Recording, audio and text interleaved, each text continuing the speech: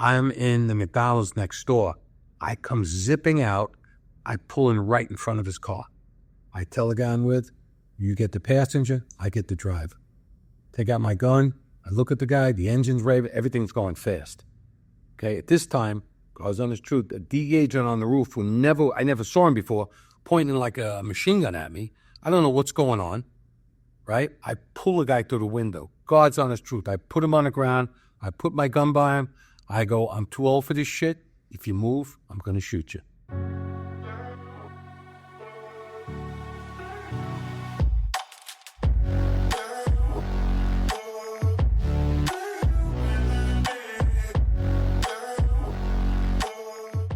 Can you introduce yourself for me, please? Yes, my name is Bob Starkman. And Bob, who did you work for? I worked for U.S. Customs, which later became Homeland Security, ICE. Okay. Before we start, let's talk about your book. It's called Inside Both Courts. Can you give the audience an idea of what that's all about?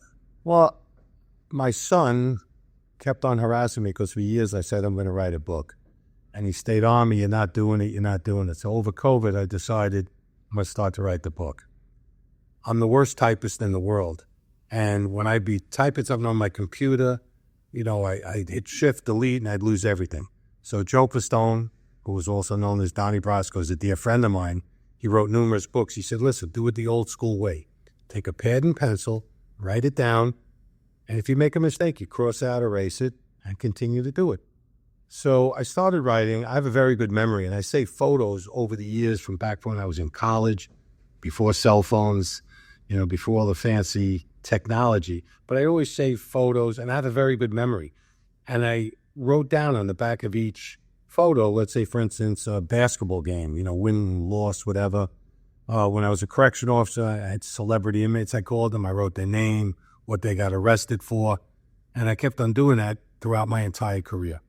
So I started writing, and I would do about 8 pages, maybe every couple of days. And this is on a big sheet of paper. What I did was, one of my former players, Joe Lopez, was playing professional basketball in Spain, and I would send it to him. I would scan it, send it to him. He would type it and send it back to me. So I got the best of both worlds. And I just continued to write. And the story is basically how I was raised, what led up to the way my life became, from law enforcement, coaching, more importantly, as a parent, husband, friend, and I kind of just put it all together. Okay, so give me a little bit about your background growing up, family life, stuff like that. I was born in the Bronx, second grade, moved out to Queens. I had a younger brother and older sister. We moved to Bayside, Queens. At an early age, my mother passed away. I was 15 at the time. My brother was 11. My sister was 18. So it was kind of rough growing up, that way. My father worked 2 jobs. So I kind of, I think that really made me who I am, the way I was molded, how I had to basically survive. Yeah. Played baseball as a young kid. And then for 9th grade, I just got the love for basketball. Played high school basketball. I played a few games my junior year, but my senior year, I made the team. I went on to play in college. What college did you play for? Well, I went to Nassau Community College for a few weeks. That didn't work out for family reasons. And then the next year I went out to California, Palomar Junior College. Okay. Then I transferred back to York College, a City University, New York School in Queens, and I played there for 3 years. What position? Center, forward, Back then, 6'5" was considered big. Yeah. At a small college. So along the way, as you're growing up, what leads you to law enforcement? Well, it was a crazy story. My friends and I, my wife, we were just dating at that. We used to rent summer homes out in the Hamptons, out in Long Island. And one morning I got up and I was reading the Daily News, the color section. And there was this picture of this big burly guy holding on to a prisoner. And it said, New York City's most decorated detective, Ralph Friedman. So I read the article and it really intrigued me. And I started taking police tests. Actually, one of my good friends, Carl Terrorism, both of us would go out and we just started taking every test possible. And back in the 70s, there was a big budget crunch in New York. And again, I was willing to take any job. My goal was to become a New York City cop. Okay. At the time, they weren't hiring, like I said. So first I got hired as a correctional officer upstate New York, Greenhaven State Prison. We were kind of the trendsetter. We became 2-day wonders. We were the only ones in the history of correction. They were so short. They sent us to training for 2 days, and as I said, fed us to the wolves. So I did that for about a year. I was engaged to my wife, now wife Jill. I got called by City Correction. It was more money, closer to home, so I took that transfer. Okay, so wait a minute. So let's talk about the 2-day wonder thing. Tell me about, you get 2 days worth of training, which is essentially nothing. You're in there, if I'm not mistaken, you're in there with basically murderers, killers. I mean, bad dudes in this. Greenhaven was one of the worst jails in America at the time. It was a max A. I think there was 1,900 prisoners at the time, and I think more than half were doing double life sentences. Funny story, I'll never forget, it was a Monday morning, and they march us in. When I say us, we're being marched in by what they call the CERT team, with these orange jumpsuits, bats, hats, everything. And we're going 2 by 2. And I was pretty big. I was about 275 then. And, I'm 6'5". I'm a big guy, compared to most guys that were working. So we're being marched in. I'll never forget, I had this girl named Donna Pappas next to me. She was a really pretty girl. And the inmates are yelling like all of these vulgar things you can't imagine. She turns around, she goes, "Are they saying that to me?" I saw her, sure as hell ain't saying it to me. So we went on, and then I started saying to myself, what am I doing here? It was like a scene from a James Cagney movie. You have, mattresses burning, noises, they're all locked up. You see these, CERT teams, which is the equivalent of their SWAT teams, marching around. I'm like, I started second guessing, like, what am I doing here? Never forget, we go into one of the cell blocks, we go up the stairs, and there's my buddy Carl. Carl's short, stocky, strong as an ox, had his cigarettes rolled up like Fonzie, in the sleeve, and he's sitting there, and he's packing up an inmate, rolling them up. When I say packing them up, they put everything in a mattress, boom. My nickname was Stitch at the time. That was my father's nickname. All my friends used to call me that. And I'm walking up there, and he turns around, he looks at me, he says, "Stitch, what's up?" I said, from that moment on, I said, this is going to be fun. And it was really, that working there was an unbelievable experience because you're with all the inmates. They were all doing double life, murderers, rapists, robbers, drug dealers. Remember, that was during the Rockefeller drug era when he had, the Rockefeller laws. He had bad people in there. And that really helped me with my career furtherance down the road, especially when I came to customs. Why was that, do you think? Well, you're dealing with inmates. You know who they are. They are criminals. You learn the lingo. You learn body language, and I learned one thing. If their lips are moving, they're lying. So it really helped me, How old were you when you started that job? 25. Were you scared? I said I was a little concerned, because you're with bad people. I mean, you're with people that have nothing to lose. The only good thing is that they know that was their home. I worked with some really good officers, and I worked with some that were pretty shady. But you get 2 days worth of training. What kind of training are they giving you? Nothing, really. I mean, basically nothing. What I think really that was great training being there because you're firsthand and you can't be taught that anywhere. I don't care what academy you go to, especially in jail. You're right there. So that's where I tell everybody. They ask me what kind of weapon. Matter of fact, I asked somebody, what kind of weapons you carrying here? Guy says rosary beads. I said, that's going to be really tough when you're a Jew, And your best weapon is your brain. Your best weapon because you learn to deal with people by using your brain. And I really, in the year I was at, never had any problems for the most part. What about the next correctional facility? That's another story. Okay. I get called for City Correction. They put me in the academy in Rikers Island. I'm there 5 days. But during my time at Greenhaven, I had to go back to I think it was a 6-week academy. I forgot to be certified, whatever. A little too late. What are they going to teach you? So now I'm in Rikers Island, and I'm in the academy, and it's the 5th day. It's a Friday. I get called. I'm like, what did I do wrong now? Right? Turns out they were so short men, being I was certified by the state, they gave me 1 week's training for the city. And they put me, I was so fortunate, there was 5 state COs there. I lived in Queens. They put me in the Queens House of Detention. The night before, my wife and I were driving to a friend Helen's house. And I said to her, you know what? It's going to take me 20 years to get to this place. What's the odds the next day I get assigned that? Wow. And it's just because of your experience from the first place? Well, it was the reason I got pulled out of the academy was because I was state certified. I probably got picked to go to the Queens house because I lived in Queens. That's what I would imagine. Somebody from the Bronx probably went to the Bronx house. Somebody from Brooklyn went to the Brooklyn house. I think that's what they did. But I remember they gave me a shield number, and it was low. It was 1096, and that's a low number. So when I showed up, they probably thought I was some transfer from another jail, you know. But I was there for a short while. I already had the experience, which, you know, working in a state jail. And I thought the city jail would be easier. It really was wild because, remember, they're not convicted yet. So, you know, basically anything goes. I was there a couple months, and something happened. A fight broke out. I helped an inmate. I helped an officer out. And next thing I know, I'll never forget, I get called in to, his name was Deputy Warden Cantwell. He was the head of security, a heavy Irish brogue. I thought he was testing me. You know, he's like calling me lad, and he's asking me what shift would I like to work, what days. And I'm like, listen, I'm new here.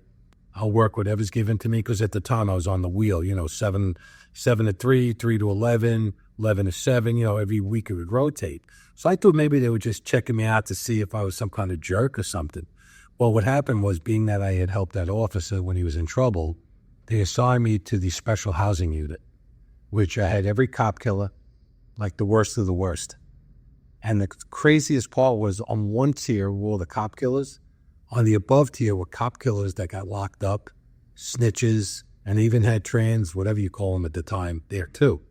So I worked that, and, you know, it was a steady shift, rotating days off, but I knew how to handle inmates. You know, I knew how to handle them. I had a few encounters there. One was really scary, but it was something I could deal with.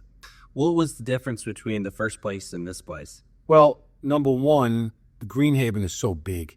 You know, there's 4 different yards, actually 5. At any time, there can be 500 to 600 inmates in a yard. Here, I worked on a floor because the Queen's House was a building. But I was just assigned to one tier, well, actually 2. I had the one tier with the cop killers and the bad, and up type with the special, you know, like they called them, they both were considered special housing units. So it was pretty wild. Like I said, you know, you got guys that aren't convicted, so they still have somewhat of rights. But, you know, I got into more scuffles at the Queen's House than I ever did at Greenhaven. Can you talk about the one experience you just mentioned? Yes. Anthony Laborde and James Dixon York. Was it maybe? Yeah. They were both the 2 cop killers from the Black Liberation Army that killed police officer Scarangello and wounded this guy Rico Rainey. They believed that Joanne Chesmo was in the van when the cops pulled him over in Jamaica. What happened was, each guy was only allowed to come out like an hour a day. You know, they weren't all allowed out at the same time unless they were going somewhere. Only one person was allowed down the tier. It was this little short lady from the Board of Correction. I used to call it a sponge because she would just soak up all the bullshit they would tell them. You know, I don't have this, I don't have that. So one day, one of these guys comes up, and I believe he was from one of these religious, I don't know if he's Muslim, I forgot what he was with, you know, and he said he's here to see Brother York. I said, well, you can only go in the day room. You can't go down the tier. And York happened to be out, and he gets in my face through the bars.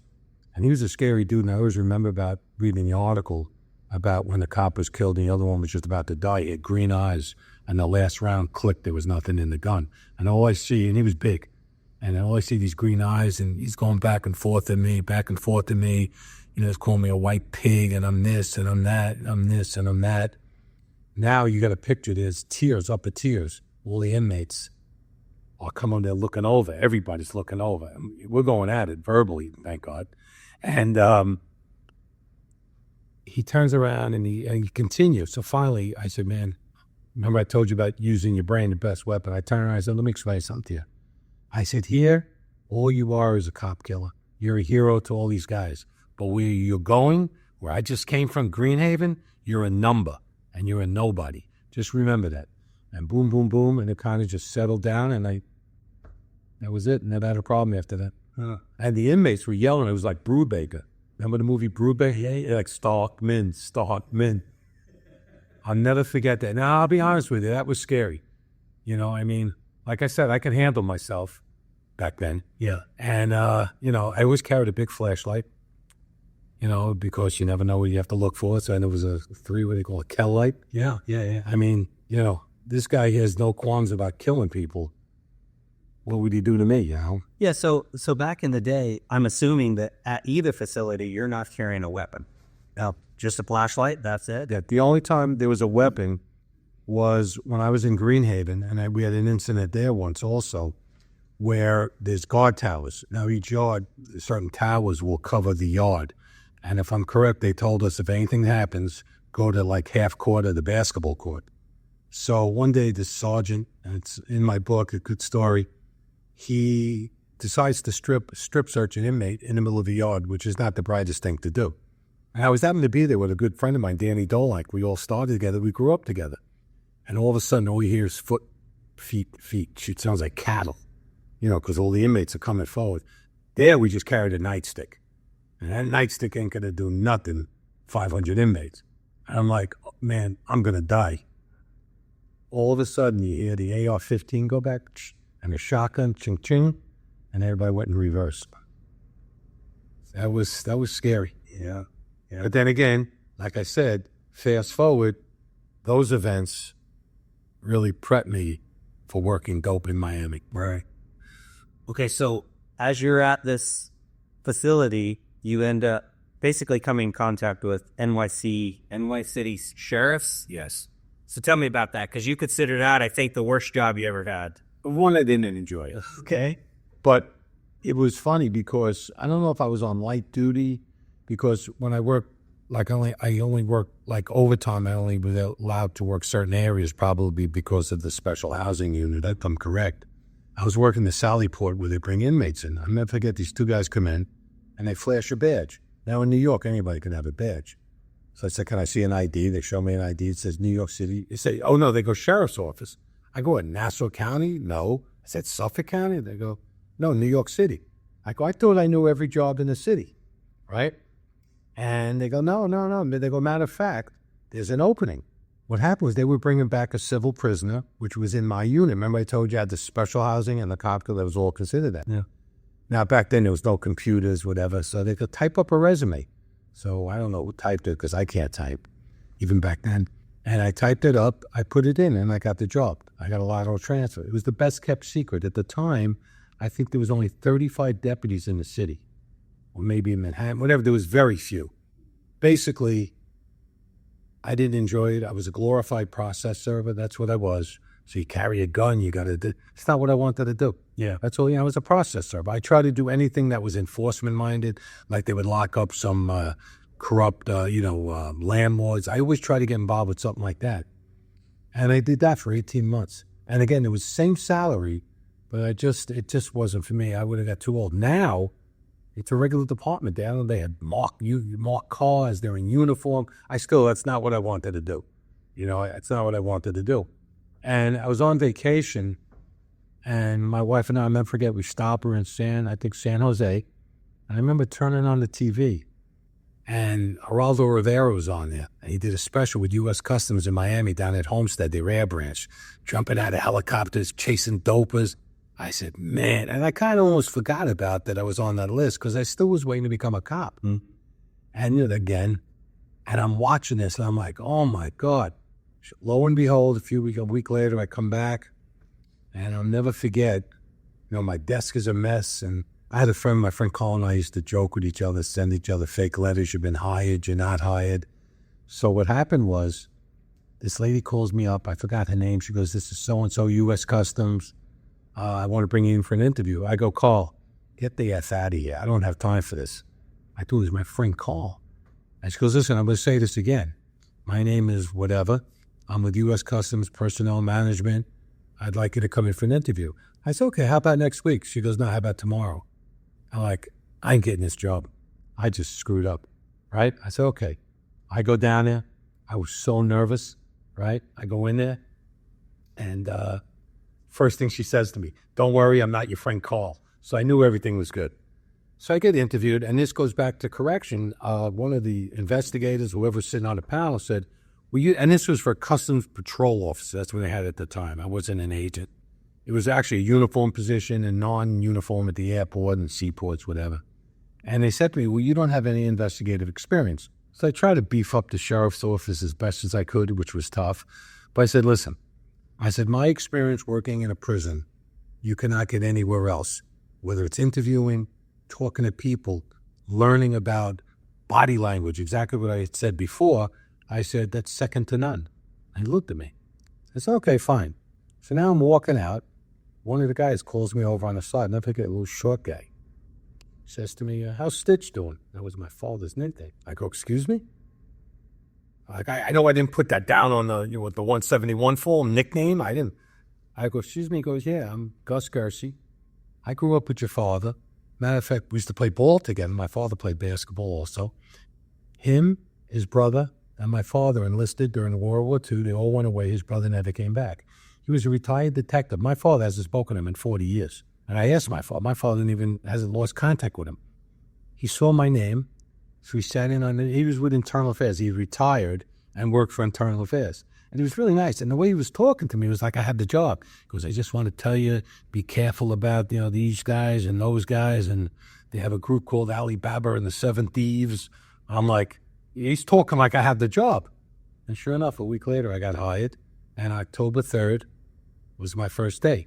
When I told him at the sheriff's office, a lot of those guys were like frustrated cops. They're carrying 6 guns, to serve some old Jewish lady, and they forgot to pay him, her rent or something. And I'll never forget this guy. And I use a nickname in the book. He says to me, don't let the door slam me in the head on the way out. I said, it won't. But the most ironic part is when I first started, the same guy came up to me and he says to me, I just want to let you know I checked you out in corrections. So neither wise ass I am. I said, I just want to let you know I checked you out too. Well, I did afterwards. He was another one that was like in the rat squad for them because he couldn't work in a jail. And he comes to them. But it was just funny when I'm leaving, he makes that comment. So things worked out. I get assigned. Actually, because I had prior law enforcement and there wasn't a class going until that January of 04, even though we started October of 03, there was a few of us that had prior law enforcement. They sent us to the range. We qualified. And we were just working like at the airport doing secondaries inspections after the inspectors did their thing. I went on a few controlled deliveries with DEA back then. So I realized, wow, this is a lot of fun. Went to the academy, came back April of 84. We were there from January 04 to April, not 04, what am I talking about? 84. 84. Yeah, I got hired in 83, I'm in. And then came back, and then they had this... Senator Al D'Amato had started the drug task force. Now, mind you, we were only CPOs, patrol. We weren't big agents yet. And they assigned a few of us to this undercover operation. And to me, I don't think they were prepared for it. I'll put it at that. They weren't ready to do it, especially learning what I learned years later down the road in Florida. And it wasn't what I wanted. And I had reached out to an old friend of mine, Bob Benavente, who I met in the academy. We became friends. He was a former New Yorker, started out as a CPO, became an agent, and he said, if you ever want to come down here, you let me know. So explain to me, or explain to the audience, what the difference between a customs patrol officer is, and then later on when you become a special agent. What were your duties? Well, basically, once I got to Miami, we were probably working harder than most agents as a CPO. Basically, it's a higher grade to begin with. Okay. It's a different, it's an 1811 criminal investigator. That's the job series. The CPO is, I think, 1884, some different series. Mm-hmm. Basically, you have more, it's an investigator. You're a criminal investigator. That's your title. And again, it was more money too. Yeah. I think the work, I loved working as a CPO. Basically, when I became an agent, we got merged, we got promoted. I had to put in for that. Yeah. And we were still doing the same work. I was in the same group, the FIS team, as an agent as I was as a CPO, just making a few more dollars. Okay, so the CPO you're not necessarily rolling around a patrol car then. No. Oh, okay. Especially in Miami. Yeah. You had some that were Marine officers, work on a boat. JFK was a little different because, working in Miami, working in New York, two different animals. Yeah. The environment is different. The work is different. But no, we were plainclothes. I think I wore a uniform once when George Bush came in town. I had to sit on the pier when he took a ride on our Blue Thunder boat. That's really it. And like I said, I was fortunate. I made agent. I transferred to Miami in 85. I was in the FIST team. Well, going back, let me take a step back. Our Benevente, I said, we want to come down. We came down on our own. And I'll never forget waking up in a hotel, picking up the newspaper, seeing the headlines, River Cops. When they had the trouble with the Miami cops, the River Cops. Yeah. They're like bodies floating. I'm like, what the hell is going on here? But we met he was the chief patrol officer, Al Westerman. He said, listen, I'll bring you down here. Basically, I got a full scholarship. I mean, they paid my house hunting trip. They paid my closing fees on the house, temporary duty. Couldn't say no. Then I went back and told my wife I transferred while she was pregnant. She wasn't the happiest, but I knew what to do it, you know. Let me ask you about your time, both in New York and then later on in Miami. You know, I talked to Ralph, and then I've talked to some guys that worked during your time. Did you ever run into any corruption issues between New York and Miami? Not really for the per se. I mean, I was involved with something, but it wasn't, no corruption. We worked hand in hand. I was able, when I was in Greenback, to hook up with the Queens narcotic guys. They were great. We'd never, not even an allegation. Now, we had a problem in our group years later with a guy, we didn't know this, he never worked with us, was doing some corrupt things. Yeah. But he never was with the mainstay of the group. Yeah. Okay, so the FIST group, tell me what that is. What is that? Trainer Intelligence Surveillance Team. Basically, after, I'll never forget, I went up to New York, a little mini vacation. I came back probably I transferred in 85. So probably December, maybe early 86, late 85. Guy Wayne Roberts took over the group. Wayne's nickname was the Rocket Man. He used to be Greenback, always moving, always moving. I just heard of him. I didn't know anything about him except he was a workaholic and a great guy. Well, he must have hand-selected some of us because when I came back, he was the new boss. And I get pulled in, and I'll never forget, he said to me, your first words were, don't ever lie to me, I'll go to the wall for you. If you lie to me, I'm going to throw you off the wall. And as I also mentioned in my book, I've lived by that, even with my basketball coaching.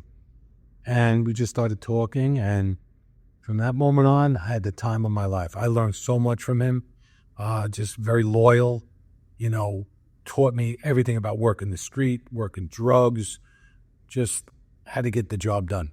But the FIST group in particular, what were you guys focusing on? Well, we were supposedly focusing on freighters coming in. We were doing small boats. We were doing money laundering cases, guys moving money.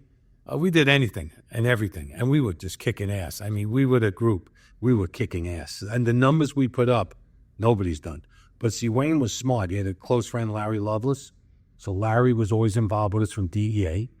So it made life so much easier. Whether it's processing the dope, whether it's, storing it, whether, the big thing was the FDIN number. So if we had 1,000 pounds, it became 2,000 pounds. There's no bosses involved, when I mean higher-ups, to worry about the ego stuff. Yeah. We were just out having fun. Yeah. So tell me the difference between the FIST and Operation Greenback. What were you doing there? Okay, so Operation Greenback, they had moved them back to Greenback, and that was the place back then when a GS-13 senior agent was competitive. You had to put in. He said, hey, explain that, because I think most people don't know. Okay, so a journeyman level at the time for an agent back then was GS-12. A GS-13 was a senior special agent.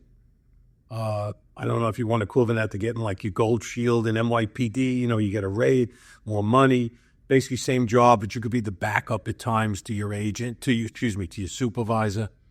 So what happened was Wayne goes to Greenback. He says, listen, just stay where you are. I'll get you over there. He goes, you work hard, you get your GS-13. So I probably stayed in the FIST group. I worked for a great boss back then too, Woody Kirk. We would, again, just kicking ass. I mean, making cases. We had 1,000 kilos. Nobody did that back then. We were just making big numbers, and just having fun. And then I got my transfer to Greenback. And that was, I want to say, maybe 88, somewhere around there, 88, I think. And less than a year later, I got my GS-13. First time I got denied, they said they didn't have enough, but I wrote up my cases, and Wayne pushed, and I got it. And it was great. We had an undercover, well, we We had 3 really good informants. I was fortunate. I had 2 of them. Steve Hayward controlled another one, and we had Operation Casacom. I don't think anybody put up the numbers that we did. And we would just, what we would do is we would have, either an undercover or the informant meet with a potential money launderer through our informants that were reached out through Colombia. In my case, I had one that was directly linked with the Cali cartel, and I had another one that would do the pickups. But what Wayne always taught us was, let's say the bad guy said, okay, listen, I have $500,000 to move. Wayne would say, tell me you only take $250. So this way we're not laundering a lot because we were legally able to launder the money through, the programs you had through the Organized Crime, Drug Enforcement Task Force, DOJ, Treasury. So what we would do is we would get the money from, let's say the guy would meet our undercover or the informant. We would launder the money through our undercover accounts, and then we would follow the guy that dropped the money off. Now, we know he has $250 because he only gave $250 to our informant. We'd follow him, see where he drops it off. So we had to put a wall between the informant or the undercover and the bad guy. So then we would watch the house that he dropped the money off, and then we would take them off. Do it that way. Then later we could go after the other guy. So essentially, Operation Greenback was a money laundering operation. So did you make large pickups of money? Again, Wayne always taught us, see, some people just launder to launder. We weren't taught that. We were taught, whatever they say, you're not taking it all. I knew other groups that will launder $1 million and think nothing of it. To me, that's aiding and abetting. Yeah. That's my personal opinion. But what we would do is, again, we would always play it right. The whole idea was if you launder, let's say, I'm just saying $500,000 this month, you want to seize $1 million. You want to be ahead of the game. All right. So we were taught that. And that's one thing I learned, that I always stood by it where others didn't. But I'm assuming when you're dealing with these type of groups, you're seeing millions of dollars in cash, right? So was there I spoke with another guy who was dealing with this amount of cash, and if you're dealing with this amount of cash, there's got to be some sort of, there was at least one story about somebody going bad, taking the money and everything else. What kind of prevents you, from your own standpoint, from getting into a situation where you're like, yeah, $100 here, $100 there? Well, like I tell everybody, I worked in jail. I don't want to live in jail. Okay. The other thing was, I worked with some of the best cops ever, from Broward Sheriffs, from Dennis Cavalier, Bert Fashard. Oh, we had unbelievable, Maria Pohl. We had unbelievable cops. They were so good. Metro Dade, Tommy O'Keefe, Tommy Williams. These were the best of the best. Coral Gables cops, Wayne Harrison, his group. We trusted each other. It's funny you say that because we would sit there and let's say we seized $1 million and we're counting and we're counting and we're counting. And you bag it and tag it. I'll never forget, I think it was Billy O'Hara from BSO, Broward Sheriff's Office, said, we don't look at it. We look at it like it's dope. Until the end of the day, you say, we just seized 1.2. Now, I know one year, the group I was in, we set a record. We seized 22 million. And I think that's been surpassed, but that was street money, from different houses. Yeah. The cocaine. In my book, I list the stats that we did as a group. I list the stats that were my cases.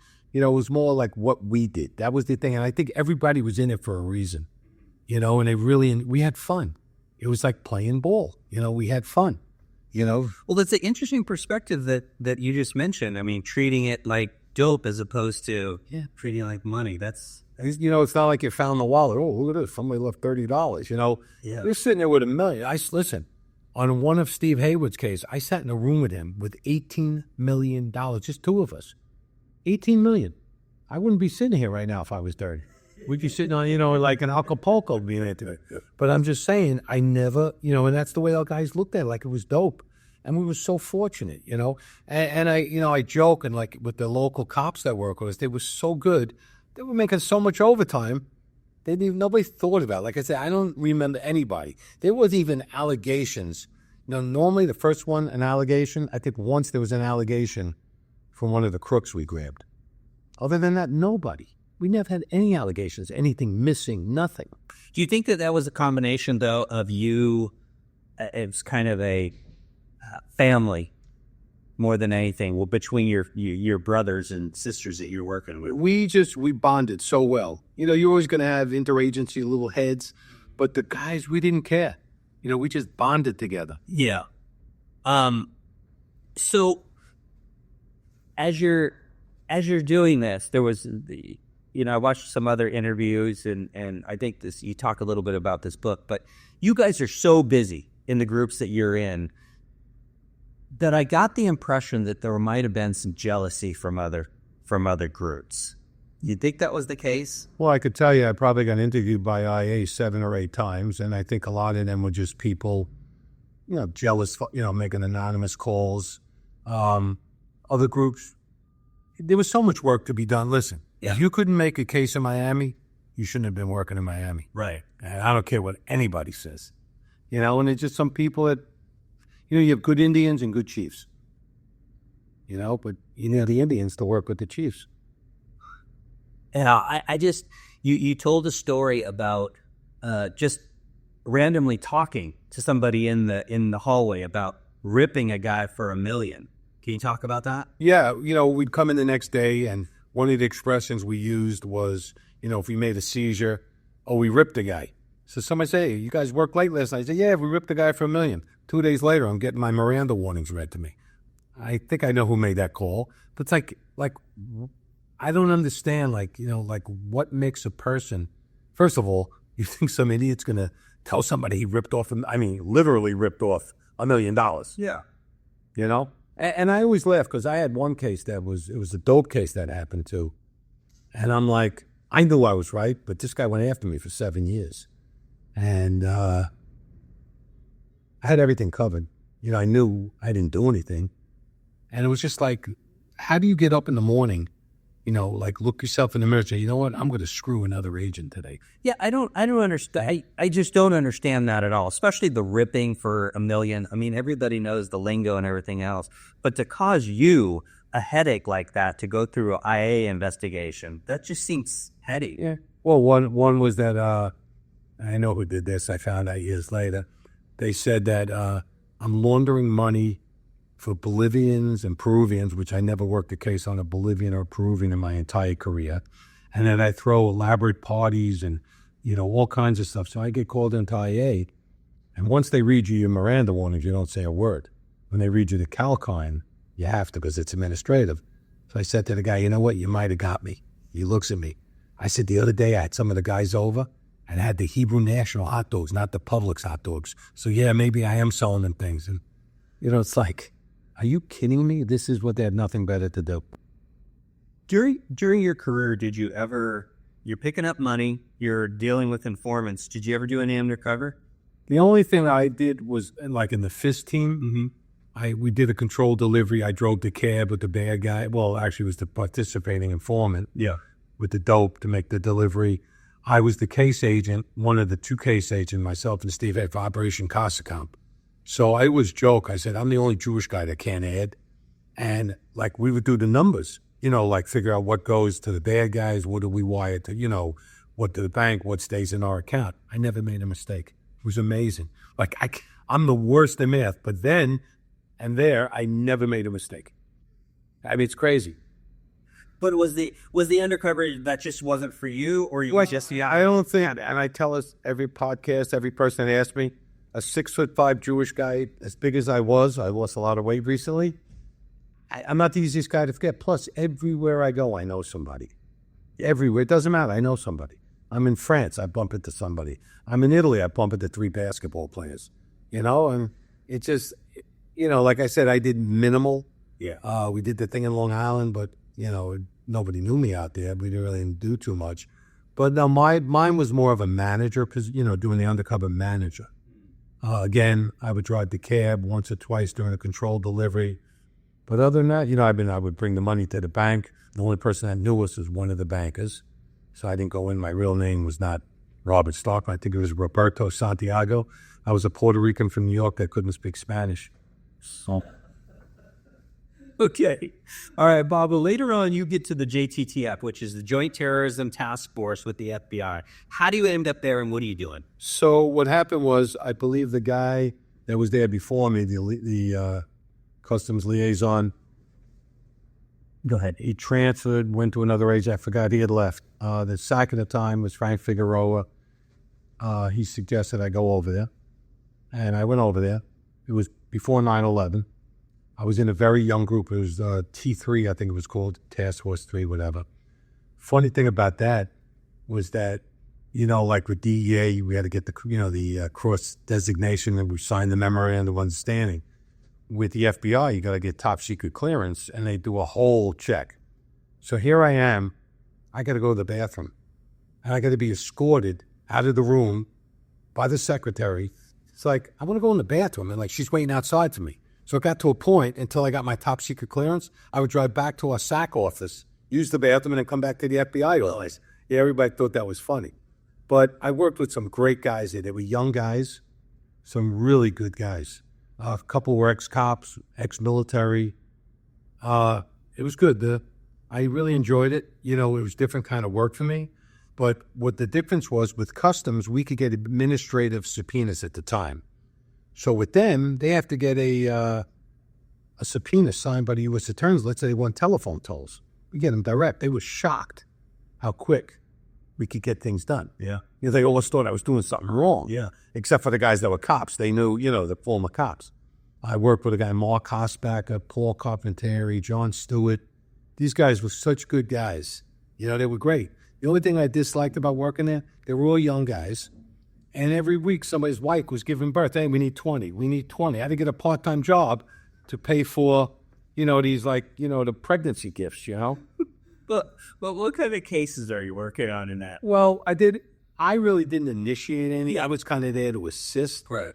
Prior to 9/11, there was some Irish terrorist groups. There was some terrorists working, just kind of simple. It wasn't the action I came from. Yeah. And then 9/11 hit, and as everybody said, the fan hit the shit, not the shit hit the fan. So that was very interesting. It was an interesting experience. I don't think anybody was ready for that. And especially, actually, where we are staying right now, one block down is where Muhammad Ali lived, off Atlantic Boulevard. Really? Oh, yeah. In the development, yeah. Past the Home Depot, one block down, he lived there. What was your interaction with the FBI, though? I mean, sometimes there's a little bit of headbutting between, federal agencies. What was your experience? Well, mine was more, I was there to help. They needed something, I did it. They needed it, and like I said, I could get phone tolls in 5 minutes. Yeah. I could do things that they couldn't do right away. I also was able to offer a little bit of my experience, like when a guy tells me that he's identified, where the terrorist lives, and I go, no, that's a lake. He goes, what are you talking about? I go, he uses the address of the lake, and I gave him the location. Drive by, that's a lake. They didn't understand that. Or you remember the old trick, they would get the little mail drop boxes, and they put Suite 101. Well, it's P.O. Box. So I once told one of the agents, unless it's you're dealing with ants or cockroaches, that's the only thing that could fit to live in those little boxes. So I was able to offer, but these guys were really solid guys. Yeah. They weren't like your typical, I know everything, except for my one incident during 9/11. That was very interesting. But other than that, they were really good guys. What, at what point during your career do you go, because the whole goal was for you to go to NYPD. Once you get to Miami, does that just kind of all go away? You realize? Well, what happened was 3 days before I graduated the CPO Academy, I'm on the phone with my wife, and I got a letter from New York City that I got selected because I came off another list for NYPD. I just spent 3.5 months in Glencoe, Georgia. I do not like school. I do not like that. This is it. This is my job. Yeah. Plus, I got a taste. Like I said, I had gone out on some controlled deliveries with the agents and DEA agents prior. Mm-hmm. This is fun. Okay. So it was pretty early on once you got a taste of that. Well, I just like I said, I'm not sitting in academies anymore. Yeah. The opportunity was there. I'm working drugs. This is great. Yeah. Okay, getting back to the JTTF task force, can you tell me the story about, or tell the audience the story about the Miramar, the Mosque? So one of the agents, Paul, says to me, listen, I had gotten my buddy Miles' son to come work with us. Miles and I grew up together. Miles is very knowledgeable about the airports, and he knows everything. So during 9/11, I said, we need him here. Because he was able, regardless of what the FBI said, he was able to identify most of the terrorists. First thing he did was he got all of the customs declarations. We contacted everyone to see which ones came in, where they went. And we're able to, then he got the manifest for the plane, and that listed everybody on there. So he no credit was given to any of us, and I will give credit where credit is due. That was Miles' thinking. So we're working, and it's the night after 9, it was probably the next day. And one of the agents, Paul, like I said, he says, hey, listen, I need you to go to the mosque. I have an informant there. I believe he's hiding something from me. But if 2 other agents show up, and maybe it'll spook him from another agency, and he'll call me and tell me something. And he goes, especially you two, you're the 2 biggest Jewish guys I know. So I went into the supervisor. She was an acting supervisor. I think she had 3 years on the job, if that much. And I said, hey, you got a courtesy. You tell them where you're going. I said, listen, myself, Miles, and Sean was a Secret Service agent assigned to us. We're going down to the mosque in Miramar. We're going to go talk to Paul's informant. She looks at the watch and says, you're not going. I said, what do you mean I'm not going? You can't go. I said, why can't I go? She goes, it's dark out. Something. She's joking with me. Dark out? Yeah. I said, take out my badge. I said, it says U.S. Customs, whatever, 1783, whatever. It doesn't say 9 to 5, dark out, rain, sleet, or snow. I walked out. I was so pissed off. I said, let's go eat. Now, I'm a big guy, and I told you I never sit in the back seat because I don't fit. I was so pissed. I go in the back seat of Miles' car. Miles drives. Sean gets in the front. Now, outside the old FBI headquarters is like a wall. And across the street, there's like a kid's nursery. And all the newscaster trucks, with those big high antennas up there. So Miles, who loves to work out, has his gym bag in. I see a towel. I put the towel on my head like I'm a sheik or something. I put my hands behind my back. And as we drive out the gate, they start filming. They thought they locked up some big terrorist when it was me. That's when I knew it's bad.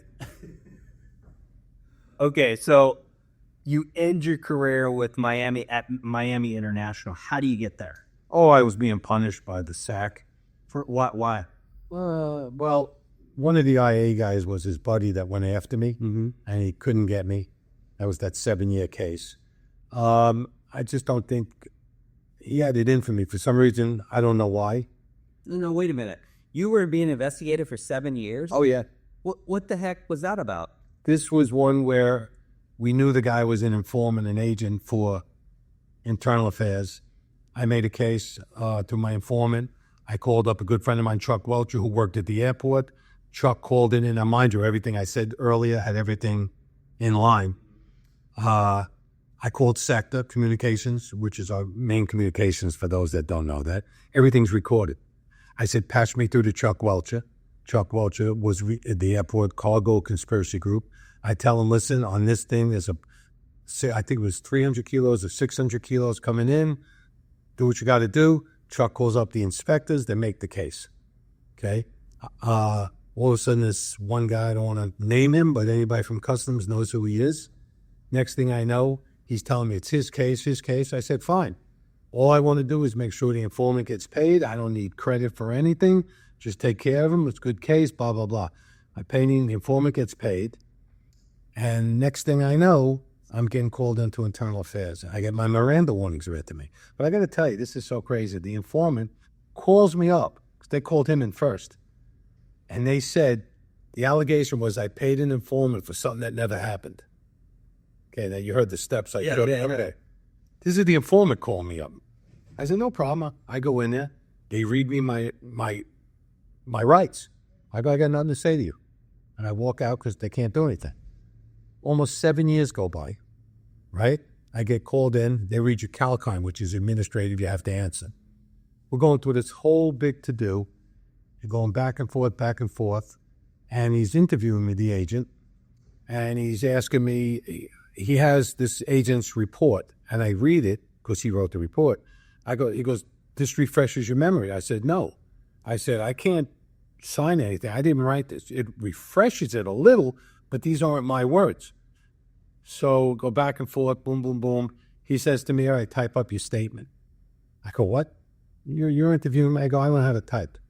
He types up my statement. I read it. It says, after reading I'll call him Rat, Agent Rat's report, I totally recall all the events that took place that day. I said, this is not what I said. I'm not signing this. Never gave me a copy of it. Nothing. It was all lies, right? And then 7 years go by, and I said to him, I said, by the way, you're threatening to charge me with false statements. I said, but are you going to charge your informant? And he looks at me, I go, everybody in the SAC office knows he's your informant.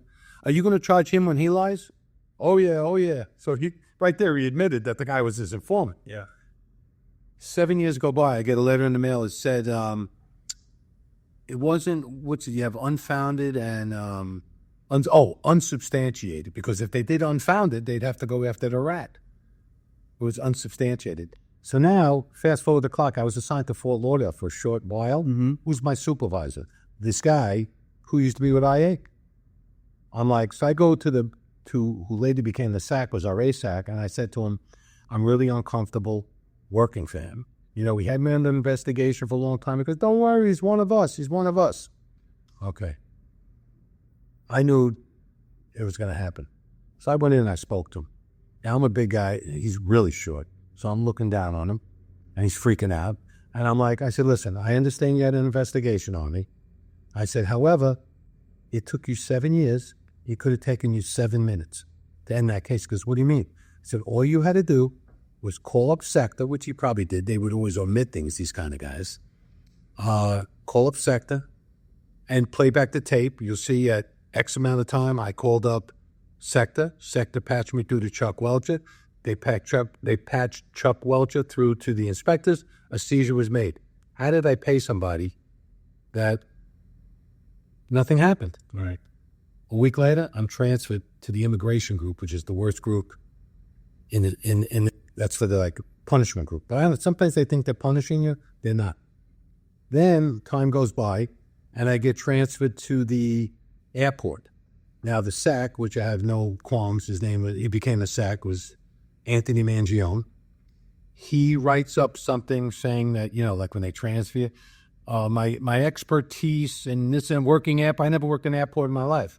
The most ironic thing was my supervisor, Bob Hill, put me in for an award, a cash award days of using his exact verbiage, right? Now you fast forward the clock. I got into something at the airport. I just couldn't do it. It was a bad dope deal gone bad. I retired. I went home, put in my paperwork. I read the paper, and this guy Mangione, special agent in charge, was arrested for child pornography. So, I don't want to say he had it in for me because that'd probably be a bad statement, but he got arrested. Now, the other guy, and I don't wish this on nobody, got killed in a motorcycle accident. Now, I don't wish that on my worst enemy, right. But you wonder why things happen sometimes. It was a crazy ride, It's like, went after me for nothing. Yeah. I never knew what he had in for me, the guy Mangione. But then again, look what happened to him. So getting back to the airport, what are you working on there? We're like a response group. Okay. But, right then after 9/11, everybody's concerned about passports and terrorists. Listen, terrorists are here. They were here. They're not going to come in and get caught. They're here at the time. I always say that the smugglers, 9/11 was the best thing that ever happened from because everybody focused on terrorists. Where's the dope seizures? Yeah. Where are the dope seizures? But we would respond to different seizures, once in a while some seizures. So I was working an afternoon shift, I think it was, and the inspectors caught a pilot from Venezuela, I want to say 2 keys of heroin, and he was going to cooperate. The biggest problem that I saw was that they took bosses that were immigration bosses, nothing against them, and made them custom group bosses. Like, in other words, you have a guy that might have worked passport fraud, now he's working a dope case. And for the most part, they never really worked dope cases. Well, we had that situation. We had a controlled delivery. They put a young agent, I think, right at the academy as the case agent. I don't recall even having a briefing, like seeing a briefing. I don't recall a takedown, when the bad guy comes. I don't recall that happening. And what happened was kind of just like wing it. So we go, and when you do a controlled delivery, you're supposed to take out most of the real contraband, put sham in there, and you leave a little bit in on top. They never did that. They're inside the Denny's right outside of the airport. I'm next door. I'm driving around a little. Now, mind you, I started my car from the JTTF. I look like Beretta. It was like a Grand Marquis, so I'm not going to fit in. So I'll never forget, I'm driving. It's about 12 o'clock, midnight, and I'm with a ex-immigration agent. I go, man, let's park in here, right? In the McDonald's. We're next door, whatever. So I turn the lights off, and I see a car come through with no lights on. I go, that's the bad guy. He said, how do you know? I said, listen, I've done enough controlled deliveries. What he's doing is he wants to save any cops, because if a cop is there, he'll probably tell him, flash his lights, whatever. Mind you, it's right next door to where the meeting's supposed to be. He says, you're kidding me.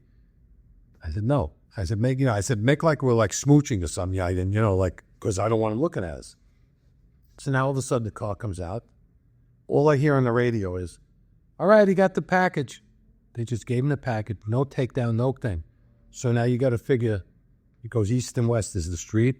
I am in the McDonald's next door. I come zipping out. I pull in right in front of his car. I tell the guy I'm with, you get the passenger, I get the driver. Take out my gun. I look at the guy, the engine's raving, everything's going fast.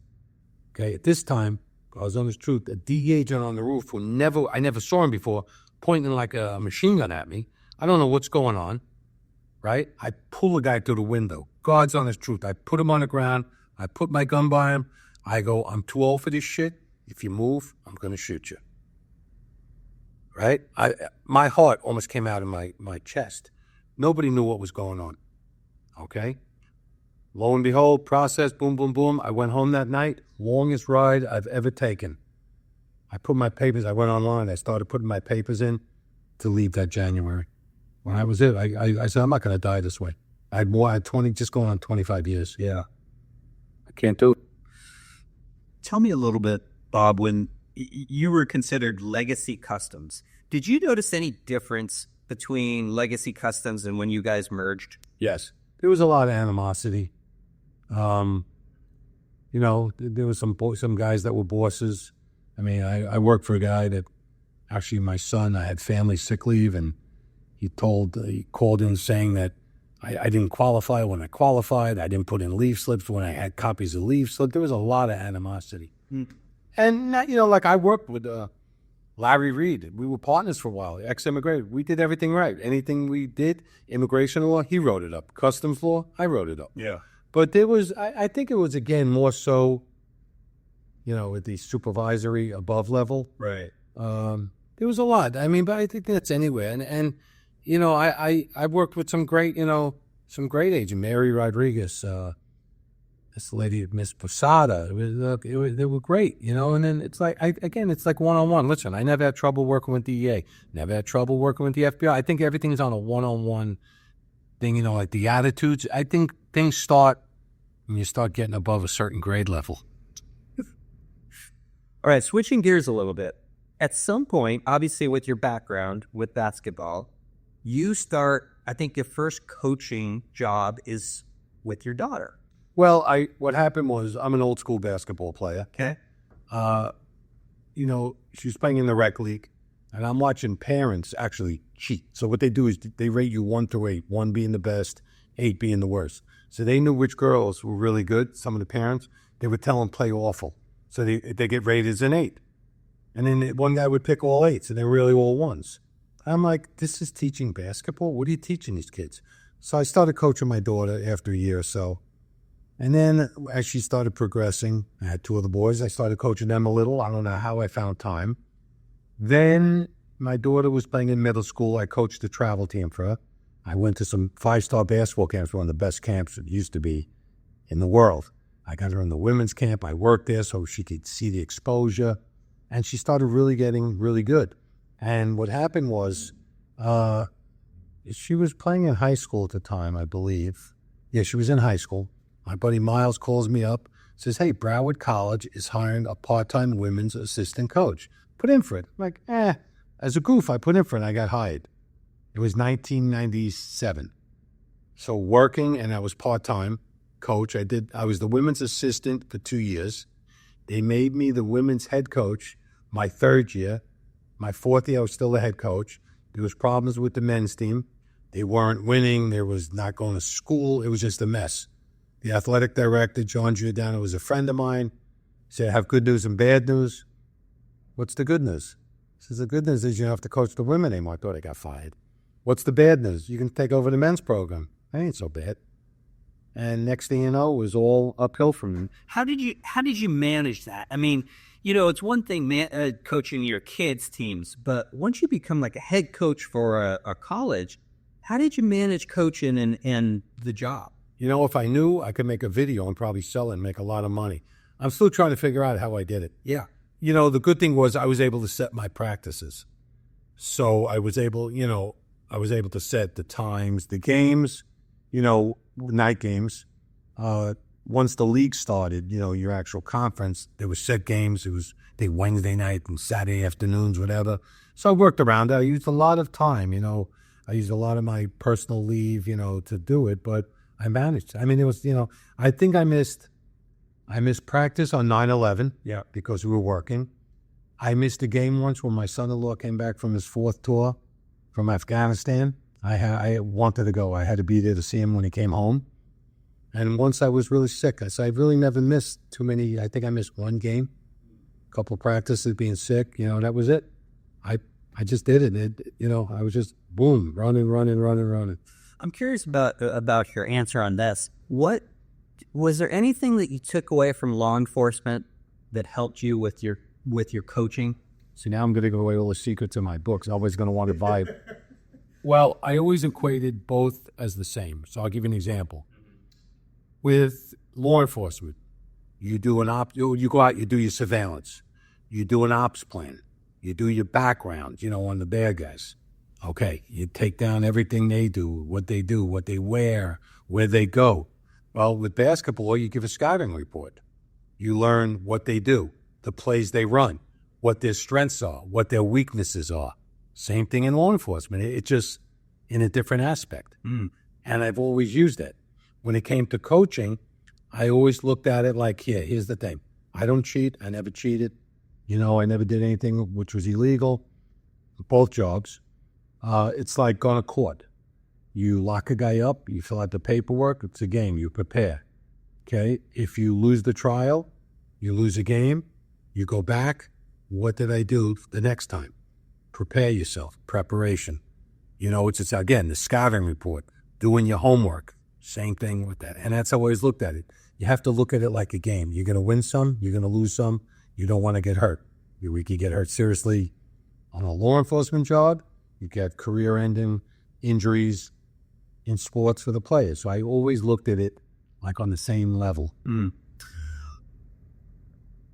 I know you don't like to brag about yourself, but just for the audience, just so you have an idea of how successful Bob has been. I mean, he was elected to the elected. I don't know if it's elected. He basically awarded FCCAA Hall of Fame. You have a 319 and 186 record. You did 2 Southern Conference championships, 59 all-conference players, 8 all-state players, 5 All-Americans, and 2 Players of the Year. With that being said, why do you think you were successful? What made you a good coach? Well, I think, by the way, it was 5 conference champ. We went to just 5-time state. We went, just to let you know. Okay. And that's my record for the women. That's fine. I'm just kidding. But it's true. And I had 7 All-Americans. I had two times All-Americans. So the stats that I was reading up, was that just the men's or is that? That's just men's. Oh, that's just, okay. Yeah, you guys aren't even including them. No, I do play. Yeah. Wow, okay. So what made me successful were my players. Okay. You're only as good as your players, but I think if you spoke to some of my players, my attitude was, you know what, the 2 hours, whatever, 7 hours we're in practice, that's my classroom. I'm the teacher. When we go outside, and again, it goes back to what Wayne Roberts told me, about don't ever lie to me. I'll go to the war for the same principle. But what I always explain was, when we leave that gym, I'm there for you. And like I said, there's players I'm still in touch with. I recently just went through some health issues, and I heard from former players. I just heard from a player yesterday from Latvia. He was shocked when he found out what happened to me. He was like, I thought he hung up, like he was taken back. So I think it's the impact you make on the kids. Like, I was really tough, but they knew I was there for them. I did everything and anything I could do. Now, there's those that still complain, but you know what? Sometimes you got to look at yourself and see, did you respond to my coaching? I had a guy, Adrian Yuta, who played overseas 17 years. He came to me as a 6'5", 175-pound stream beat, 6'7", 265, had a great career in Europe. Right now, he's over in Bahrain, and he's coaching and athletic director at a school in the Middle East.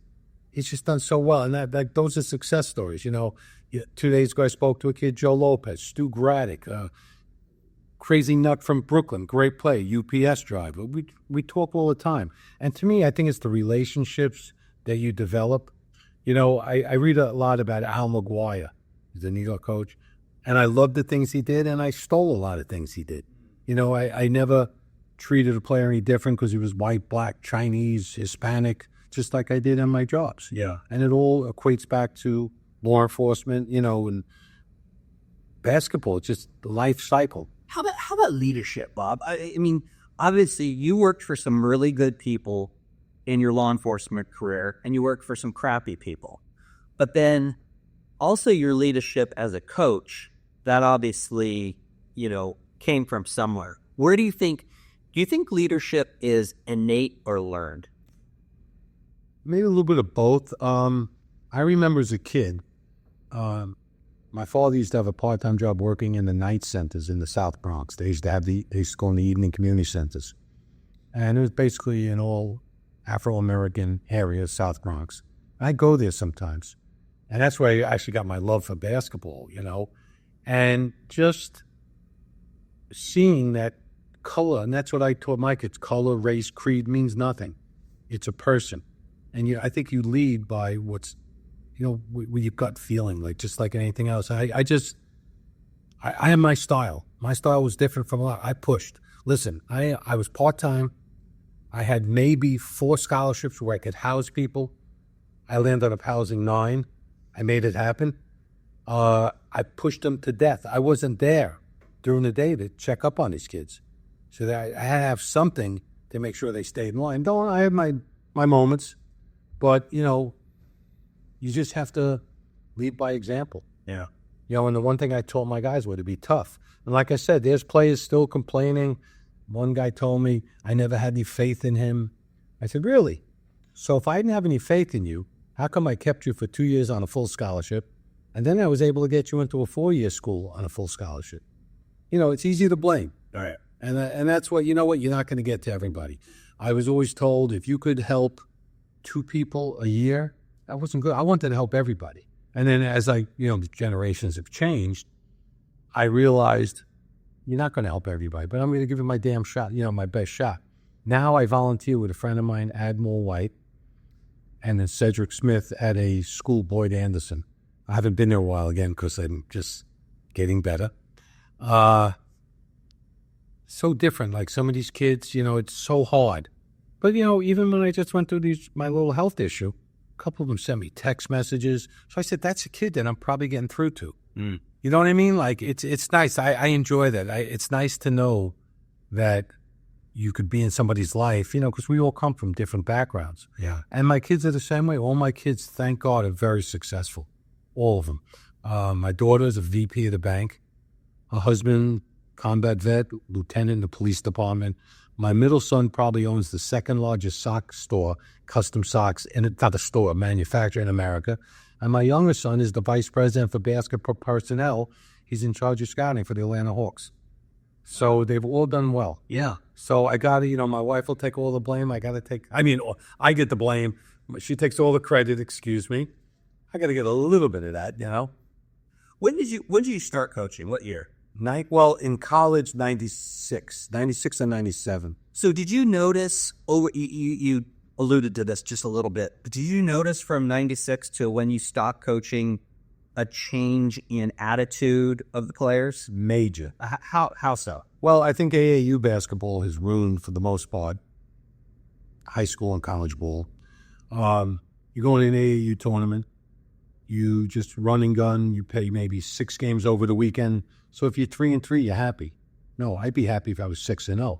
So the attitude, they're get the best sneakers, the best uniforms.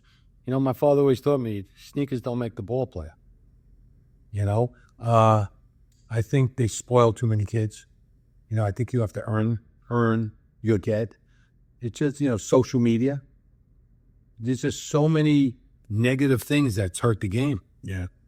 It's crazy. Like, we used to call it the Coach Bob Beach Run. I did it for a psychological advantage. We train at the beach once or twice a week, and then I'd have my beach run. You have to go from point A to point B, certain amount of time. I only did it, so they know they could accomplish it. And then once they did it and we did different things, that's when they got their practice gear. You have to earn something. Now, kids are getting 3 or 4 different uniforms, spoiling with shoes. What have you earned? Yeah. You have to earn it. And that's the difference. Too many people are too soft, and then everybody thinks they're going to the NBA without putting in the work. Do you have an opinion on this? Do you, regardless of what sport it is, but your expertise is basketball. Do you have any opinion on those parents who, from the very beginning, you're super young, I want you to be the best basketball player in the world, and just focusing on basketball versus a kid who the parent just goes, hey, let's play a whole bunch of sports as you're younger, and then maybe you can specialize later on. You have an opinion on that? I will give you a great example. Okay. My middle son, Bobby, is 6'10". People come up to me and say, how come you're a coach, you don't make your son play basketball? My answer was, I do not have to live my life through my child. He chooses to do what he does, and he's doing very well than he would have in basketball. Yeah. And I mean, that's it. Like, I don't have to live my life through my kids. Yeah. Too many people want to live their life through their kids. But how about this? Because I hear the story about Caitlin Clark. Caitlin Clark she always had a love for basketball, but she didn't really focus it on till later. But she played soccer. She played all these other sports. Do you have an opinion? Well, I think that, first of all, it's great for a kid because they get just dealing with other people, other kids. I think you find your love then. Like I said, I used to love baseball. All of a sudden, I started playing basketball, and I never played baseball again. I think you have to have variety in your life, yes. You don't want to get burnt out, basketball, just soccer. Yeah. My little granddaughter, she played soccer. Now she's playing softball, and she likes it. She says to me the other day, Pop, can you teach me basketball? I said, yeah, but I got to tell you something. Pop is tough. You know what she said to me? Will you go easy on me? But that's her. You know what I mean? Like, whatever she wants to do, let them do. My little grandson, baseball. My son, who's in the NBA, matter of fact, they just left today, my grandkids, little Joseph, all he talks is hoops. He's just like 98% of the day, he's just hoops. It's great. But you have to let them do what they want to do. Yeah. I never put my kids in a position to do something they didn't want to do. You can't. How about this from a coaching standpoint? Did you notice was there a difference between coaching women and men? Yes.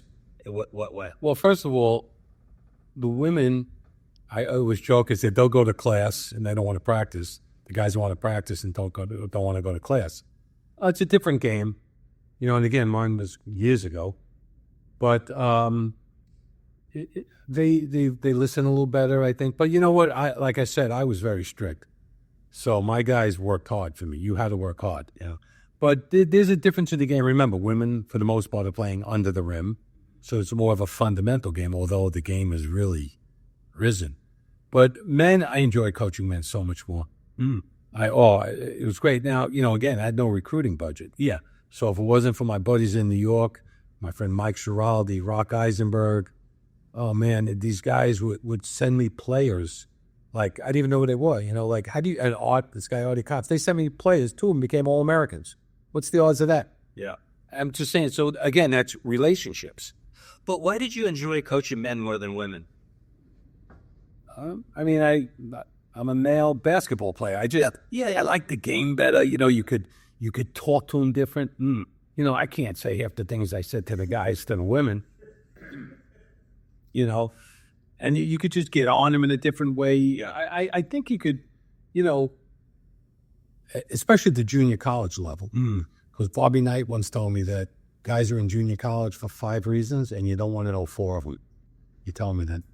So I just think, I enjoy coaching the men's game. It's in me, Yeah. Not that I didn't mind the women's, but the men's game. Right. Maybe now I wouldn't mind coaching women again, after seeing what's going through. Yeah. Because I don't think it's as bad with the transferring, the NIL money, it's just out of control. Yeah, can you talk a little bit about that? Because I'm curious about, from your standpoint, especially as a coach, how do you think that has affected the game, either positively or negatively? Well, now, if there was any hanky-panky going on under the table, now it's above board. Right. So that's the first thing. It's also like, now, don't get me wrong, these kids bring in a lot of money. They should be rewarded somehow. But it's like, they could transfer and not sit out.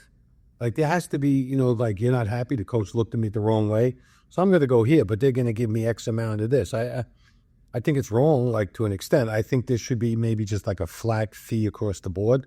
Because think about the kid that's number 12 on the bench, 12th man, getting nothing, and the All-Americans getting whatever, half a milk. Yeah. You got to look at that. I don't think the NCAA did a good job. Yeah. Looking back on your coaching career in particular, what makes a good player in your mind? Well, one that's dedicated, one that's open-minded, one that really wants to get better, a good kid. I always said, I will take a great kid that's a good basketball player than a great basketball player that's not. And I've had a few, and I got rid of a few. I didn't care, but I think your personality, and again, I was in a situation where I couldn't really recruit. I had to go through contacts. But I think, to be a good player, you have to have that heart, the desire. And you have to have the love for the game. Yeah. It's interesting you mentioned a good player that's not such a good person. I think when you're talking, I think of Chris Peterson, who was with Boise State and then later on with the University of Washington. He was always, look, you have to be a good person. I don't care what kind of play. You have to fit in. Did you ever look back? Who are some of your mentors for coaching? Well, one of them I became friends with later on and passed away a few years ago was Shaky Rodriguez. He's one of the best coaches ever in Miami. Again, and I kind of learned from my mistakes and from, I had some bad experiences in college, and I took those and I turned it around. I went from starting to never playing. I never knew why. But in the 70s, you didn't go up to a coach and ask him. Your parents didn't call up.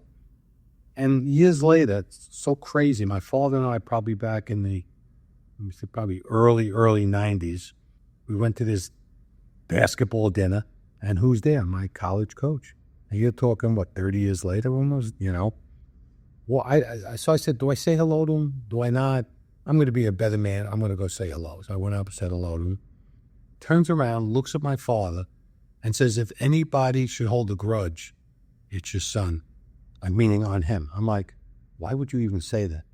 You know what I mean? Yeah. Are you saying you're wrong? Yeah. And I swore that I wasn't coaching at the time, so it had to be before I was coaching, so it had to be early 90s. Oh, okay. I swore if I ever coached anything, or anything I ever did, I would never, ever not tell somebody what they did wrong to correct it, whether it's basketball, whether it's in my law enforcement job, and I swore.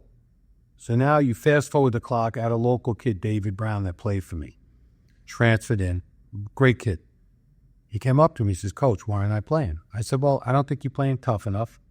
And you got to rebound more. You got to be tougher. We'll defend. I forgot. He said, no problem. I played him. We were in a tournament. I'll never forget at Palm Beach. I think he scored almost 30 points. From that day on, he started, made All-State, and went on to have a career at Gardner Webb because I gave him the opportunity. And I think, and that's just something that helped me, I believe, to help others. It's interesting you're talking about your college coach, though, saying that you should have, if anybody should have held your grudge. I take it you never really got an explanation of why he was better. I went from starting to never playing. And he never told you. Never said a word. Nobody understood. I'm in touch with one of my former teammates, Herb Elliott. I actually went to see him. First time I saw him in 30, 40 years. And we talked about it. He brought it up. They never understood. I remember we played, we're in the semifinals for the league was CUNY, City University, New York League. And the game before, we played Medgar Evers College. I think I played 4 minutes. I had 7 rebounds in 4 minutes. Starting center basically played the whole game and had 2 rebounds. Next game we play in the championship. I don't play 1 second and we lose. Wow. So, you know what? Again, that helped me become a better person. Now, those are things I wrote in my book. Even like with my upbringing, what made me who I am today? Right. Yeah. I'd like to say this. Crazy. 2 months ago, I collapsed. And I had no pulse. I'm at a field. Some woman saw me, started screaming. I was throwing up with no pulse. They rolled me over. There happened to be a nurse there. They start giving me CPR. Not working. One of the male coaches comes over. He's thumping on my chest. The nurse is yelling to get a defibrillator. They get a defibrillator. By the grace of God, it worked. They zapped me twice. It took them twice. They brought me back. I was in the hospital for 16 days. I had to get I had an aortic valve stenosis. My valve shut down. Like, why am I here today? It's like, it's a miracle what happened. Yeah. And I believe, like I said, I'm not really a religious guy. I believe in God and I'm spiritual. And I believe, and people tell me this, and I'm really believing it, when you're a good person and you help others, the man above looks out for you. Because what's the odds? I'm at a park, everybody's leaving. Somebody sees me. If I went into the bathroom, we don't have this conversation right now. Yeah. And I think, looking back, I think all of this reflects on maybe who I really am. And I'm not patting myself on the back. I just think people need to know that, to appreciate life, to do the right thing. It's like life's too short. Yeah. And crazy. I may have to write another book, Getting back to your law enforcement career, can you look back? Did law enforcement affect your family? I don't think so, because I always made sure I found time. Vacations, we always did something.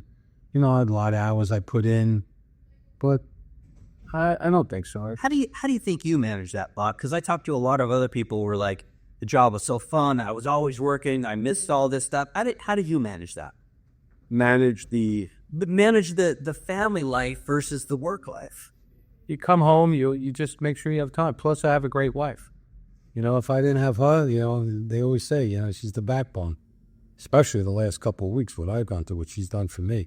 But yes, I just nonstop. I guess I know how to clock management or whatever. I did it. I don't know how I did it. Like I told you earlier, if I could figure that out, we could make a tape. We could make some money. Like, how to manage. Like, I don't know how I did it. Yeah. But I did it. How about your time with law enforcement, looking back from your career with corrections until you retired, did that affect the way that you see people in society? Well, when I was a correctional officer, I will tell you, coming home at night sometimes, because you're with them all day, it's like, I'd be a little wild, like, it was tough, we didn't have kids at the time. But seeing, like I said, I've always treated people fair. I've seen things happen in law enforcement, which I'm totally against. It gives you a different outlook on life. Yeah. But no, it just, again, I think it made me who I am. I could listen, after walking in the yard in Greenhaven, I tell people very few things can scare you. Trust me. But are you, some people are, some people aren't. I don't get the impression you are. Do you ever get jaded about people at all? My last life I did, the new one, no. Okay, fair enough. Thank you, Bob. Really appreciate the interview. No, this is great. I enjoyed it. Maybe if people are interested, my book's on Amazon. Yep, we're going to put a link in the description, and we'll also have a picture of it on the interview as well. It's also nice to be interviewed by former law enforcement, so you kind of know what's going on. Yeah, but that's great. I appreciate it. And lots of luck. Have good holidays, everybody out there. Healthy, more important. Thanks, bro. Thank you.